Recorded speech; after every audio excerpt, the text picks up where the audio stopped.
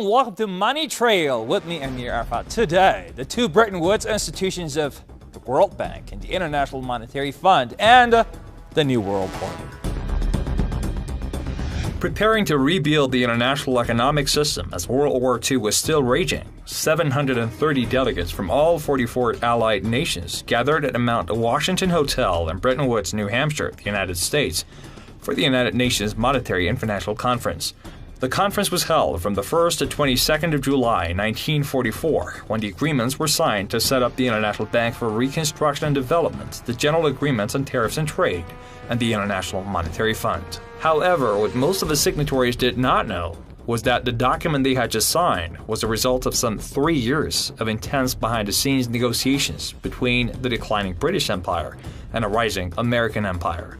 The agreement for a new Anglo-American world order based on U.S. supremacy was indeed first discussed in a secret meeting from 9th to 12th of August 1941 between British Prime Minister Winston Churchill and U.S. President Franklin Roosevelt on a ship in the North Atlantic, all against the backdrop of a just-begun World War II. The Bretton Woods Conference was indeed called after some 2.5 years of clause-by-clause planning by the treasuries of the US and the UK. The World Bank and the IMF were creations after, I guess a sense, a redevelopment program that was engineered by British and American economists and politicians and bankers in order to get more capital to redevelop some of the developed and developing nations after the wars.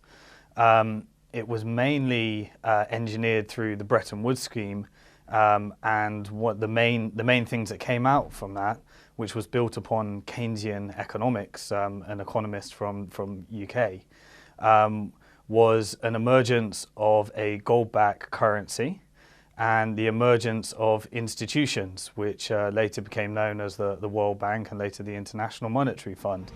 Indeed, the timing of the conference could not have been more carefully worked out, since the war-weary participants had zero bargaining power to challenge the dictates of the Anglo-American Axis. Although attended by 44 nations, discussions at the conference were dominated by two rival plans developed by the US and Britain. As a chief international economist at the U.S. Treasury in 1942-44, Harry Dexter White drafted the U.S. blueprint for international access to liquidity, which competed with the plan drafted for the British Treasury by John Maynard Keynes. Keynes' proposals would have established a world reserve currency, which he thought might be called Bancor, administered by a central bank vested with the possibility of creating money and with the authority to take actions on a much larger scale. But the United States, as a likely creditor nation, and eager to take on the role of the world's economic powerhouse, balked at Keynes' plan and did not pay serious attention to it. Although compromise was reached in some points because of the overwhelming economic and military power of the United States, the participants at Bretton Woods largely agreed on White's plan. U.S. allies, economically exhausted by the war, needed U.S. assistance to rebuild their domestic production and finance their international trade. Indeed, they needed it to survive. Without a strong European market for U.S. goods and services, most policymakers believed the U.S. economy would be unable to sustain the prosperity it had achieved during the war. Hence the birth of the so-called Marshall Plan for Europe, through which the United States lent or granted billions of dollars, building the devastated European infrastructure and economy, in exchange for Europe's submission to U.S. hegemony. As unilateral and unjust as the Europeans perceived the deal, their lot was indeed incomparably better than that of the Third World and developing nations, who were to be robbed of every bit of their natural resources, not to mention political autonomy and national sovereignty, in exchange for hefty IMF World Bank loans granted only after the recipient states surrendered to so-called structural adjustments that included, among other things, privatization and deregulation, in fact opening the door to total takeover by giant U.S. corporations and conglomerates. Well, the colonialists left, and you had countries like Ghana and Nigeria becoming independent. But of course, they needed infrastructural loans to build up their countries. So unfortunately for them, to enable them to build up those kind of infrastructures, they needed to take out loans. And what happened to the rest of the country? What happened to the rest of the manifesto? What happened to the people? What happened to building up your own national pride, your own national organizations, your own national businesses? Therefore, you were letting in people come in who could then take over your newly privatized organizations, mostly American companies, because what you're looking for is a way to generate income. if you're told that you're not at a stage where you can actually provide that, and you need to take instruction from other countries who can actually tell you how to run your country properly, and that's a condition of your loan, you're more likely to take that loan. And once you've taken that loan, you have all of the credentials that go with it that you have to abide by. Suddenly you have debt around your neck, and you now have to repay it, and you've now got foreigners in your country running your country. It was meant to be the lender of last resort. It was meant to stabilize the global economy. But with the loans came great expectations. Yes, we're talking about the International Monetary Fund and structural adjustment programs that not only failed to stabilize the global economy, rather destabilized many markets around the world. The way that the IMF and the World Bank is sold to people and the general public is that it's a union between pooling together money in order to bail out and support developing countries and redistribute some money from the wealthy nations to the less well-off nations. Unfortunately, it's completely opposite in reality. Just as the Federal Reserve keeps the American public in a position of indentured servitude through perpetual debt, inflation, and interest, the World Bank and IMF serve this role on a global scale. When you look at the effects of the IMF and the World Bank, essentially, through special powers and charters, they have the ability to create money pretty much backed by nothing. Although, you know, members of the IMF, the member countries, are meant to be depositing gold and giving some contributions. The reality is that they're creating new currencies and issuing new loans, which are backed by pretty much nothing, and then using that money in order to not support developing countries, but in order to find a new market for their debt. The basic scam is simple. Put a country in debt either by its own indiscretion or through corrupting the leader of that country. Then impose conditionalities or structural adjustment policies, often consisting of the following. Currency devaluation. When the value of a currency drops, so does everything valued in it. This makes indigenous resources available to predator countries at a fraction of their worth. Large funding cuts for social programs. These usually include education and healthcare, compromising the well-being and integrity of the society, leaving the public vulnerable to exploitation. You're not giving money to education because that money is going into another pool that's going to pay off your debt. You're not spending money on healthcare. You're not spending money on the infrastructure that you said that you wanted. And it's having an adverse effect because the people aren't getting what they want. And when the people are unhappy, you have things like wars. You have things like infrastructural breakdown, and people start to think that you're not looking after them. If you're not looking after them, they start to feel disenfranchised, and what do? They pick up the gun. What the IMF and the World Bank have done for decades is participate in the demise of countries all over the world. It seems to be the US foreign policy that when they want to take over a country, they've used different types of methods going to war, but one that is very effective is the IMF and the World Bank will loan money to countries, and they obviously cannot afford to pay it back. So what they do is they go after resources. They've done that a lot in the South American countries, and they're doing that extensively in the Middle Eastern countries. And now, confessions of an economic hitman. John Perkins explains what the U.S. has been doing to the entire world through the IMF and World Bank. We economic hitmen really have been the ones responsible for creating this first truly global empire. And we work many different ways. But perhaps the most common is that we will identify a country that has resources our corporations covet, like oil, and then arrange a huge loan to that country from the World Bank or one of its sister organizations. But the money never actually goes to the country. Instead, it goes to our big corporations to build infrastructure projects in that country, power plants, industrial parks, ports, things that benefit a few rich people in that country, in addition to our corporations, but really don't help the majority of the people at all. However, those people, the whole country is left holding a huge debt. It's such a big debt they can't repay it, and that's part of the plan. that they can't repay it. And so at some point, we economic hitmen go back to them and say, listen, you owe us a lot of money, can't pay your debts, so sell your oil real cheap to our oil companies. Allow us to build a military base in your country, or send troops in support of ours to someplace in the world like Iraq, or vote with us on the next UN vote.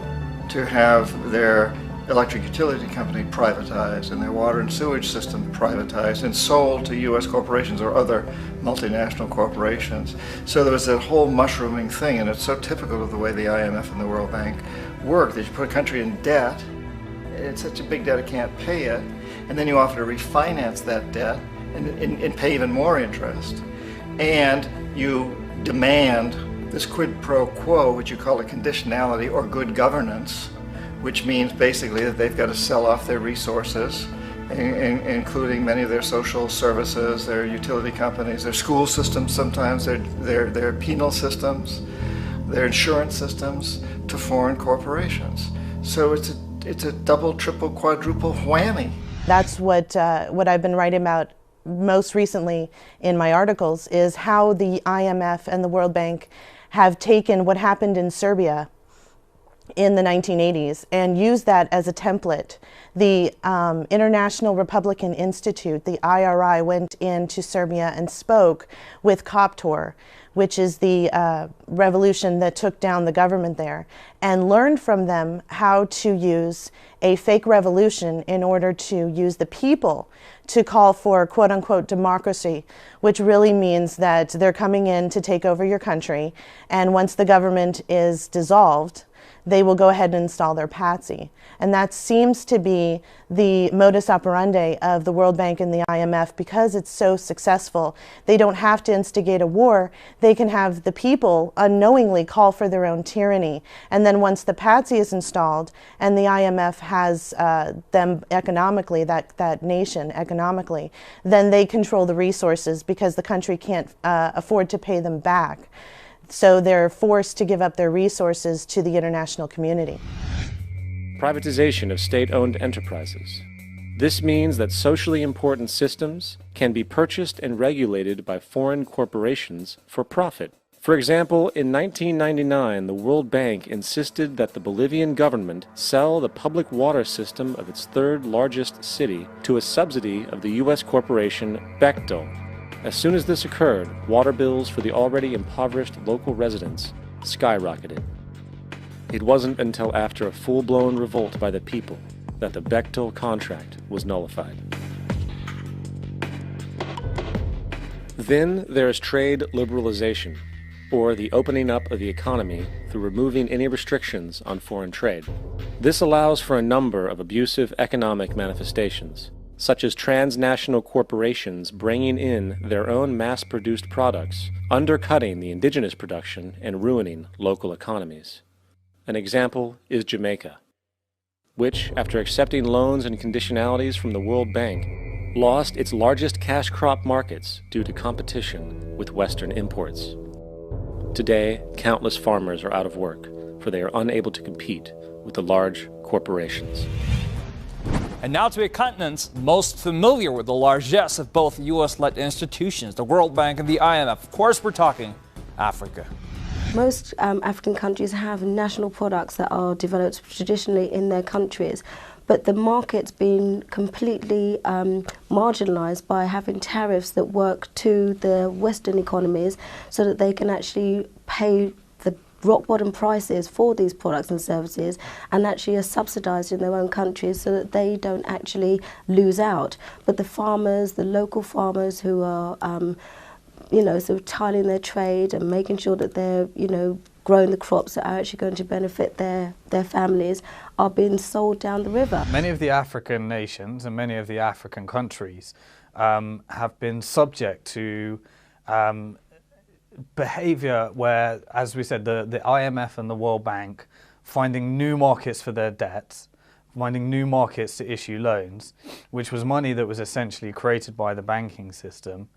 And in finding these new markets, they've tried to get an agenda across at the same time as issuing these loans. Because when they reach unsustainable rates, which they cannot pay, you're seeing many examples of them having to accept foreign companies to come and set up base within that country, or tied loans whereby in order to actually, in order for us to issue the loan, you have to accept and you have to purchase many of our exports. Another variation is the creation of numerous, seemingly unnoticed, unregulated, inhumane sweatshop factories, which take advantage of the imposed economic hardship. Additionally, due to production deregulation, environmental destruction is perpetual, as a country's resources are often exploited by the indifferent corporations while outputting large amounts of deliberate pollution. The largest environmental lawsuit in the history of the world today is being brought on behalf of 30,000 Ecuadorian Amazonian people against Texaco, which is now owned by Chevron. So today it's against Chevron, but for activities conducted by Texaco. Estimated to be more than 18 times what the Exxon Valdez dumped into the coast of Alaska. In the case of Ecuador, it wasn't an accident. The oil companies did it intentionally. They knew they were doing it to save money out there rather than arranging for proper disposal.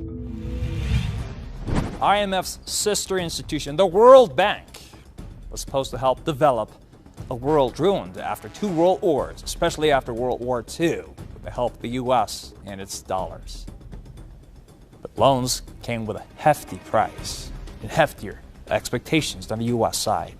A cursory glance at the performance record of the World Bank reveals that the institution, which publicly claims to help poor countries develop and alleviate poverty, has done nothing but increase poverty and the wealth gap. The IMF and the World Bank are really pretty much extensions of the unsustainable banking system that was first founded in the UK and then exported to the States and then exported around the world.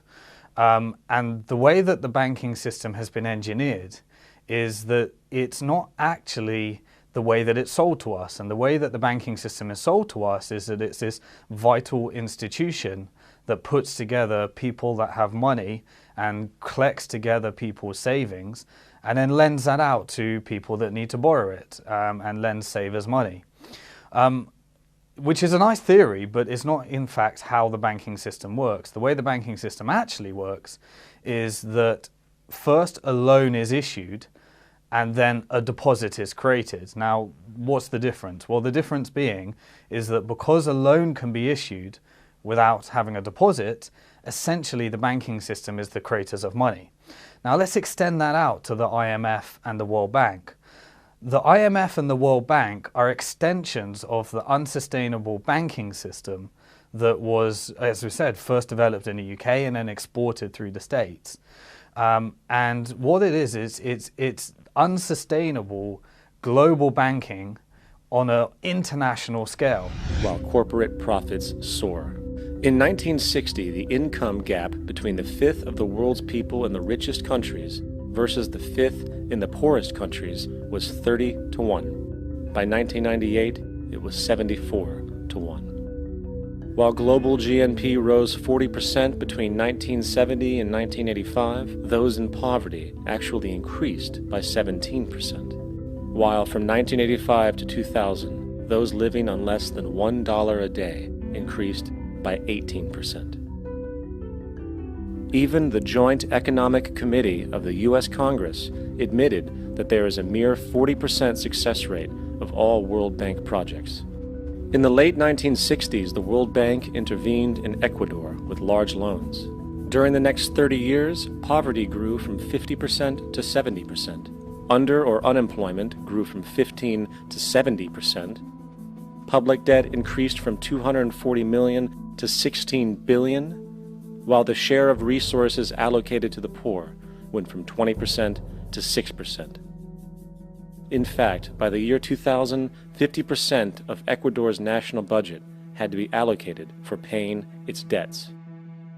It is important to understand the World Bank is, in fact, a U.S. bank supporting U.S. interests, for the United States holds veto power over decisions, as it is the largest provider of capital.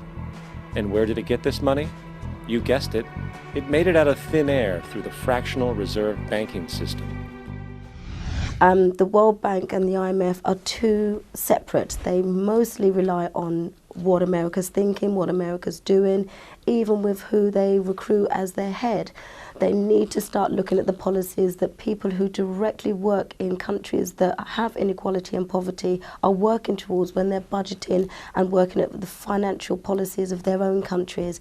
Those types of collaborations, those types of partnerships, even if it is just to reform what's going on with the World Bank and the IMF, to just have them consider, have them come to the table and talk to people, and that there's some kind of will to do that. That would be absolutely fantastic. What's missing is the fact that they won't talk, they won't recruit anybody that's going to have any say on how to run a poverty-stricken country or has any experience. The U.S. built the IMF not as a democratic institution, rather as a plutocratic foundation after its own image at home, where economic and financial might is right, hence the system of voting rights among governments, not as a one state, one vote, but rather in proportion to quotas depending which nation had contributed more funds, and since the United States was contributing the most, U.S. leadership was self-evident. Under the system of weighted voting, the United States exerted a preponderant influence on the IMF. The United States held 1/3 of all IMF quotas at the outset, enough on its own to veto all the changes to the IMF charter. In addition, the IMF was based in Washington, D.C. and staffed mainly by U.S. economists. It regularly exchanged personnel with the U.S. Treasury. I'm a Nigerian. We had our finance minister go for the role. We had people who've got financial backgrounds in poverty and inequality, and they're not given any kind of opportunity to engage. And I'd just like to see more engagement.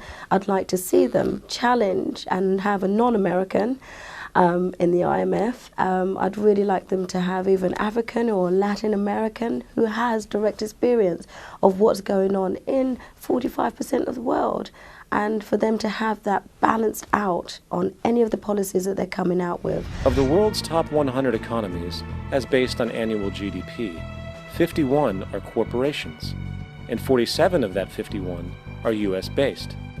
Walmart, General Motors, and Exxon are more economically powerful than Saudi Arabia, Poland, Norway, South Africa, Finland, Indonesia, and many others.